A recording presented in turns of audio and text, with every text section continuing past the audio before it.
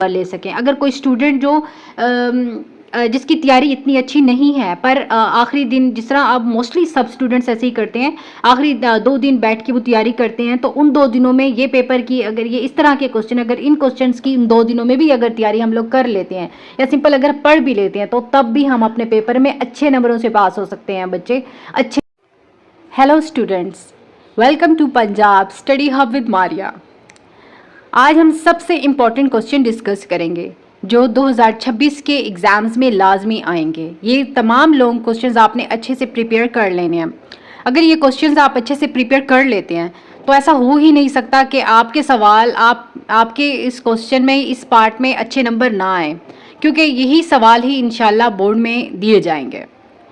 तो चलिए वक्त को बिना देर किए स्टार्ट करते हैं अपनी इस वीडियो को। चैप्टर 1 से जो क्वेश्चन बहुत ज़्यादा इंपॉर्टेंट हैं उनमें सबसे पहला सवाल आपका आ जाता है, क्योंकि ये जो डिफरेंसेस हमने किए हुए हैं इसमें 3 डिफरेंसेस हैं, जिसमें हमने mixture and compound and element, लेकिन उनको 2-2 डिफरेंस में वो देगा आपको। लाइक किस तरह का सवाल दे देगा, compare difference between compound and mixture, दूसरा सवाल दे देगा एलिमेंट एंड कंपाउंड का दे देगा।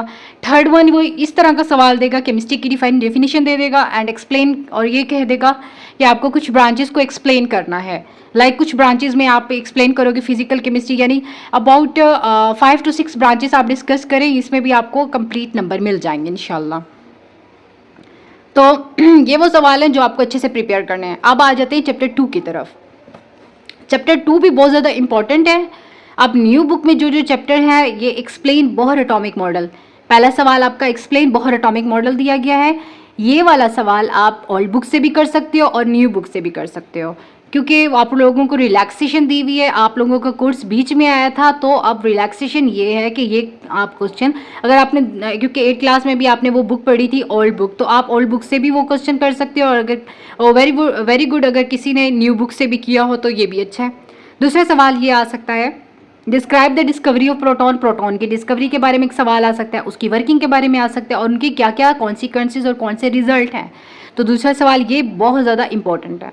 तीसरा सवाल ये आ सकता है, आपको कोई से भी 2 पॉइंट्स लिखने हैं, क्योंकि ये जितने भी हम पॉइंट्स पढ़ रहे हैं, जिसमें बोहर एटॉमिक मॉडल आ रहा है, डिस्कवरी ऑफ प्रोटॉन्स आ रहे हैं, डिस्कवरी ऑफ न्यूट्रॉन आ रहा है, डिस्कवरी ऑफ इलेक्ट्रॉन्स आ रहा है, ये सारे पॉइंट्स हैं। इनकी मेन हेडिंग है स्ट्रक्चर ऑफ एटम।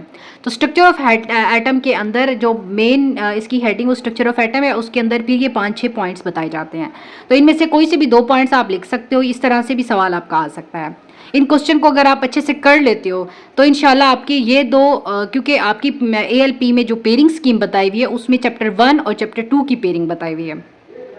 अगर ये आप 6 सवाल अच्छे से कर लेते हो तो इंशाल्लाह आप लोगों के इसमें मार्क्स पक्के हैं, तो आप ये सवाल कर लें। अब चैप्टर 3 की तरफ चलते हैं। चैप्टर 3 में जो पहला सवाल है वो आयनिक एंड कोवेलेंट बॉन्ड है। ये सवाल आपके मॉडल पेपर में भी दिया गया है। आयनिक एंड कोवेलेंट बॉन्ड की फॉर्मेशन किस तरह से होती है, उसकी सिर्फ फॉर्मेशन ही नहीं बतानी है, आपने साथ में उसकी एग्जांपल भी बतानी है। आयनिक बॉन्ड में आपने मोस्ट इंपॉर्टेंट NaCl की एग्जांपल बतानी है, और कोवेलेंट बॉन्ड में आपने कोई भी एग्जांपल ले सकते हो, यानी कि आप single covalent bond, double covalent, किसी भी बॉन्ड की आपने एग्जाम्पल आप लिख सकते हो यहाँ पे। यानी कि यहाँ पे बेसिक आपने जो चीज़ बतानी वो ये बतानी है कि आयनिक बॉन्ड में ट्रांसफर हो रहा है इलेक्ट्रॉन्स का कंप्लीट, एंड कोवेलेंट बॉन्ड में आपने सिर्फ इतना ही बताना है कि आपकी यहाँ पे म्यूचुअल शेयरिंग ऑफ इलेक्ट्रॉन्स हो रही है। बस इन्हीं की एग्जांपल्स बता देनी है, एंड ये क्वेश्चन आपका कंप्लीट हो जाएगा और 5 नंबर आपको पूरे मिल जाएंगे इस क्वेश्चन में।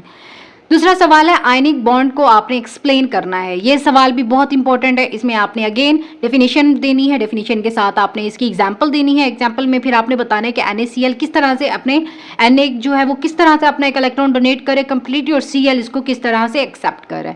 तो उन दोनों की जो बॉन्डिंग होगी उसको NaCl बॉन्डिंग या आयनिक बॉन्ड बोला जाएगा। तो ये सवाल आपने इस तरह से कंप्लीट करना है। उसमें एग्जाम्पल्स 2-3 एग्जाम्पल्स ऐड कर देनी है, और साथ में इनकी फॉर्मेशन बता देनी है और सिंपल डेफिनेशन। नेक्स्ट क्वेश्चन इसमें ये आता है, define covalent bond. Covalent bond क्या चीज़ है, उसकी डेफिनेशन और उसकी जितने भी टाइप्स होंगे उनको आपने डिटेल में लिखना है। टाइप्स आपको अच्छे से पता है, इसमें single bond, single covalent bond, double covalent bond, triple covalent bond आप इसमें मेंशन कर दोगे। एंड 4th क्वेश्चन जो बहुत इंपॉर्टेंट है, मेटालिक बॉन्ड। मेटालिक बॉन्ड की डेफिनेशन, मेटालिक बॉन्ड की प्रॉपर्टीज, जो 5 प्रॉपर्टीज आपको बुक में मेंशन की हुई हैं, 5 to 6 प्रॉपर्टीज मेंशन की हुई हैं, वो आपने अच्छे से कर लेनी है। इंशाल्लाह इस चैप्टर में भी आपकी ये जितने भी सवाल हैं ये कंप्लीट हो जाएंगे। चैप्टर 7 इसकी पेयरिंग में है, चैप्टर 3 के साथ चैप्टर 7 की पेयरिंग है, तो चैप्टर 7 भी आपने बहुत अच्छे से करना है। ये भी एएलपी स्कीम के मुताबिक जो है वो पेयरिंग बताई हुई है, तो इंशाल्लाह इसी में से पेपर आएगा और सवाल भी यही आएंगे इंशाल्लाह। तो आज आपने बहुत अच्छे से प्रिपरेशन कर लेनी है ताकि पेपर चेकर के पास कोई एक वो भी ना मिले उसको कि वो आपके मार्क्स काटे। तो आप बहुत अच्छे से इन चीज़ों की तैयारी कर लो, इंशाल्लाह आप लोगों के नंबर पक्के हैं। Arrhenius concept of acid and base बहुत इंपॉर्टेंट लॉन्ग है, बहुत ज़्यादा इंपॉर्टेंट लॉन्ग है, बहुत ज़्यादा। Lowry Bronsted concept of acid base की सिंपल उनकी कंसेप्ट में आप लोगों ने डेफिनेशंस लिखनी है और उनकी कुछ एग्जांपल्स लिख देनी है। एंड में एक क्वेश्चन है, give some properties of acid और बेस की जो अलग अलग प्रॉपर्टीज दी हुई हैं उनको आपने डिस्कस करना है। एसिड की क्या प्रॉपर्टीज है, उसमें कुछ रिएक्शंस दिए हुए हैं, बेसिस के कुछ रिएक्शंस दिए हुए हैं, तो उनको भी आपने अच्छे से कर लेना है। देखिए, अगर आपको मेरी ये इन्फॉर्मेशन बहुत ज़्यादा अच्छी लग रही है और आपको समझ आ रही है तो आप मेरे चैनल को लाजमी सब्सक्राइब कर दिया करें। इससे क्या होता है कि मुझे मोटिवेशन मिलती है।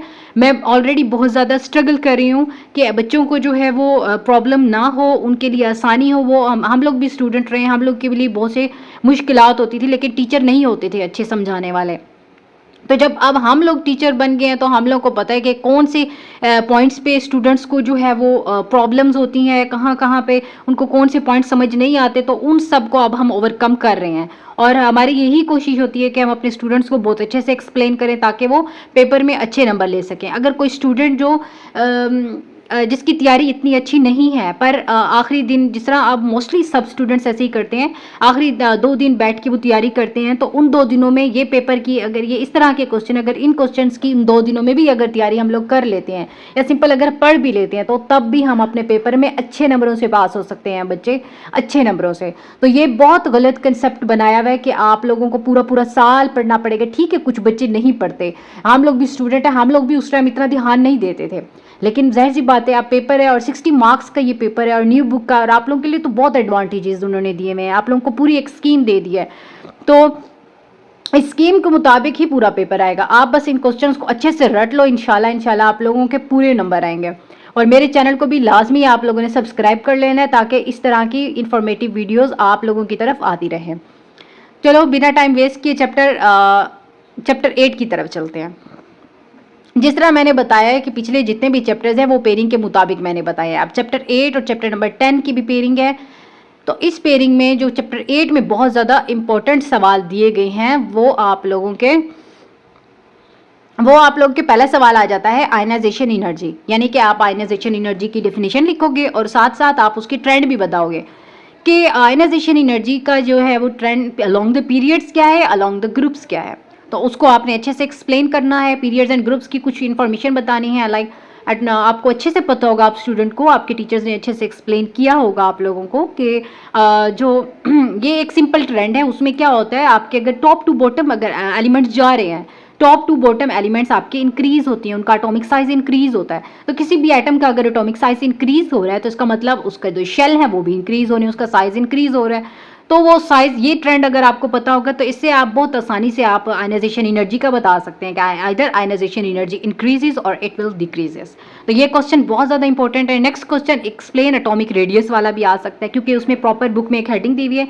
ऐसे सवाल बहुत ज़्यादा आते हैं जिसमें प्रॉपर हेडिंग दी हुई हो और साथ साथ उसके क्या कहते हैं, उसके साथ साथ उनकी प्रॉपर हेडिंग्स और सब हेडिंग्स दी हुई। ऐसे सवाल बोर्ड वाले बहुत ज़्यादा देते हैं।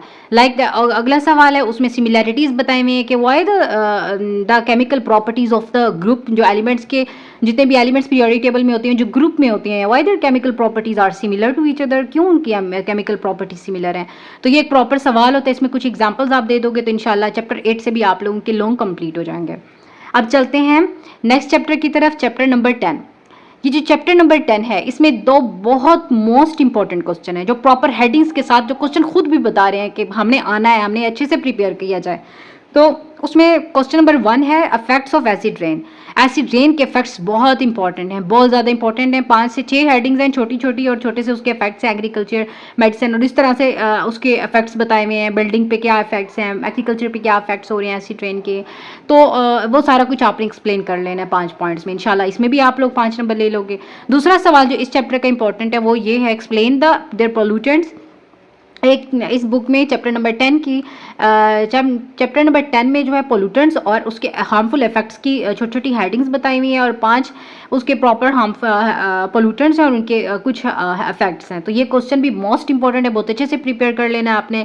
अगर आप लोगों ने लाजमी अच्छे नंबर लेने हैं तो आप लोग मेरे ये बताए हुए पेयरिंग स्कीम और इस क्वेश्चंस की अच्छे से प्रिपरेशन कर ले, इंशाल्लाह आप लोगों के पूरे मार्क्स आएंगे। इससे पहले भी मैं आप लोगों को शॉर्ट क्वेश्चंस बता चुकी हूँ, अब लॉन्ग क्वेश्चंस भी मैंने बता दिए हैं, तो अब कोई चांस बनता नहीं है आप लोगों के फेल होने का। इंशाल्लाह आप लोग इन्हीं चीज़ों की प्रिपरेशन करो, ये इंशाल्लाह सब बोर्ड में बहुत ज़्यादा इंपॉर्टेंट है, ये आ सकते हैं आपके इंशाल्लाह। और thank you so much for your watching, आपके टाइम का बहुत ज़्यादा शुक्रिया। मैं आप सब बच्चों को सपोर्ट करती हूँ और आप लोगों को भी चाहिए कि आप एक ऐसे टीचर को मोटिवेट और ऐसे टीचर को सपोर्ट करें जो आप लोगों को इन्फॉर्मेशन देते रहें। सो अल्लाह हाफिज़, मिलते हैं नेक्स्ट वीडियो में इंशाल्लाह। तब तक अपना ख्याल रखें, टेक केयर।